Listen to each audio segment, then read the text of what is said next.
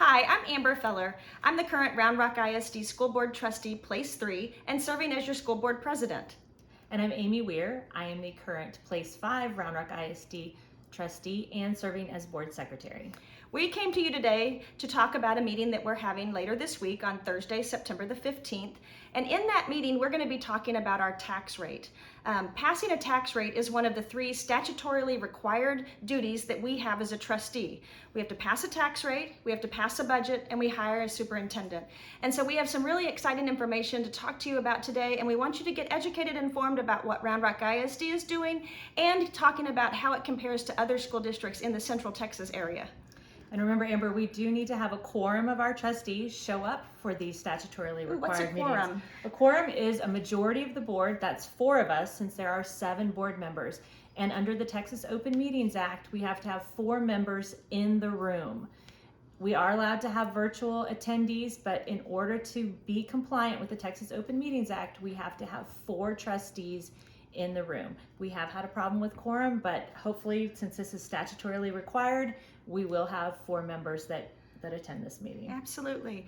If you've been following along, we talked about our tax rate quite extensively in the spring of this year, May, and even in June when we passed our budget.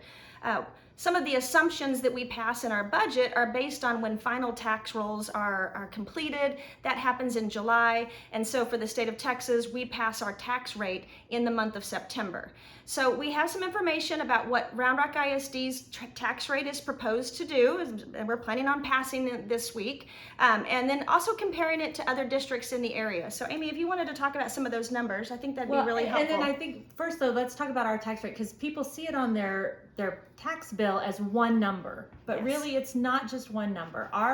The tax rate that we pass is built on 2 different portions. We have our maintenance and operation budget Called the M&O. And you'll see a lot of acronyms if you watch a school board meeting. And then we have our interest and sinking, our INS. That's how we pay off our bond debt.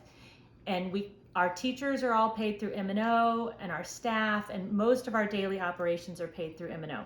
So one of the things you need to know about M&O is that is what the state is compressing. That is, they are trying to help lower our tax rates for everyone in the state of Texas.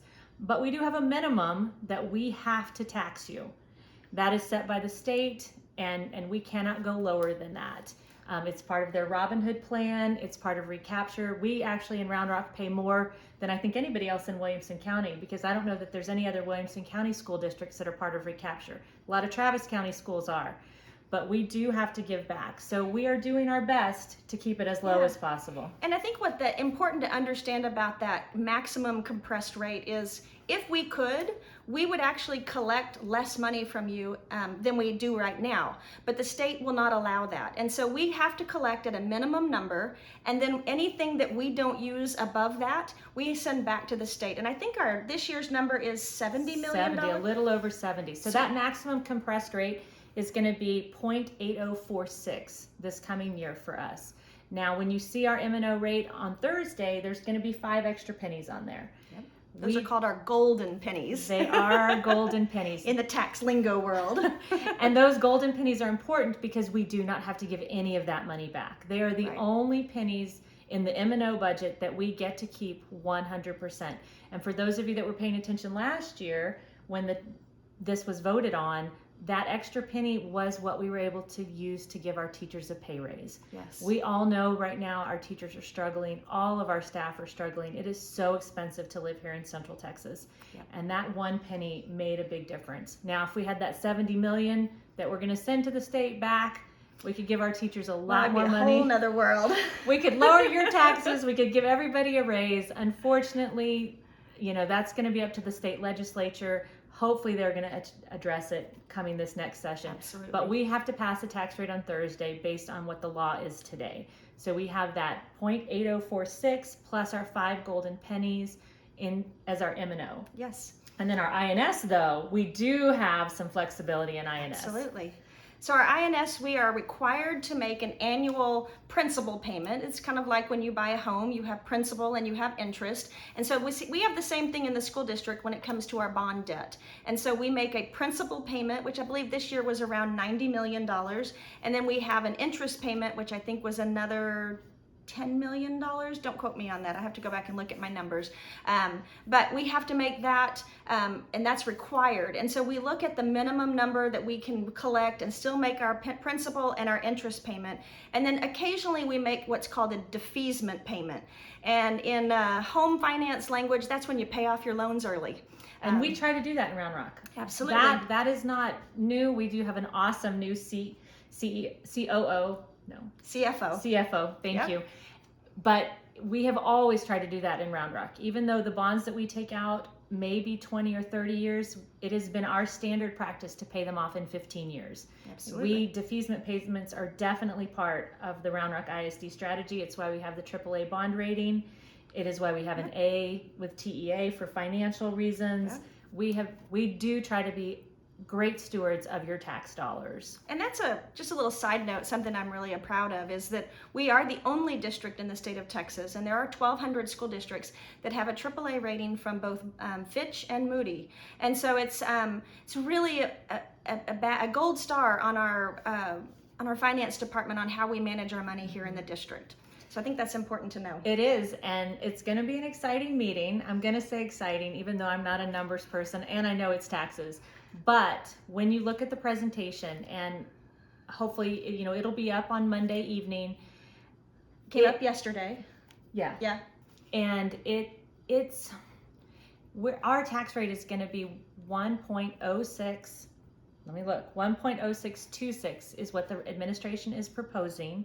That's M&O and INS together. It is 7 cents lower than what we taxed last year. Last year it was about 113. 106 is going to be the tax rate. And compared to our surrounding districts, Amber, we are doing an amazing job. We are the lowest taxing entity in Central Texas by far.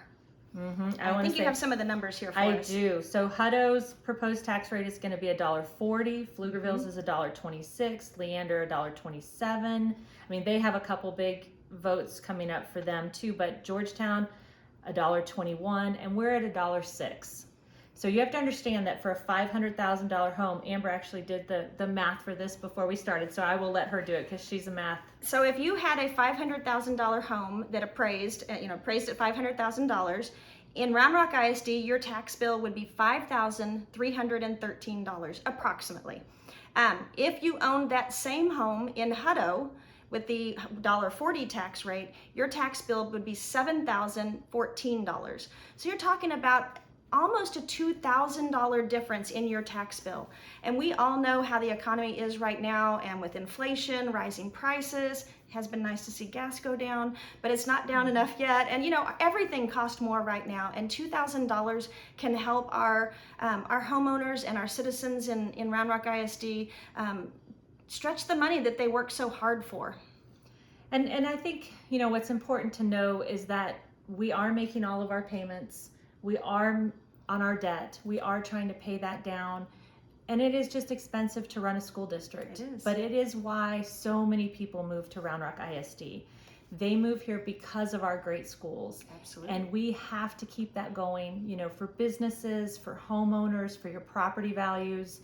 We've got to put that money back into our public schools because it is so important for all of us as a community, as a whole, to support our kids, support our teachers.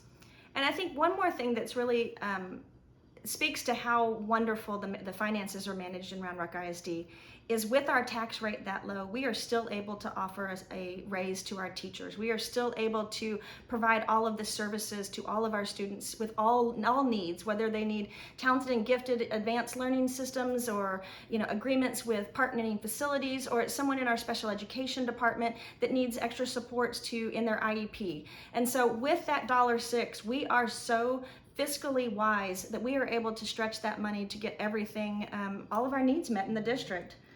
We are, and we are still looking ways. I know our administration is still looking for ways to even be a tighter ship, to run it tighter, because we definitely want to be able to provide raises again in the next year. We want to be able to do as much for our community. I mean, having a $15 minimum wage for all of our staff was amazing, but we're still short bus drivers. We're still short custodians, and it's all over Central Texas. It's an issue, and we have to be competitive because our students are worth it.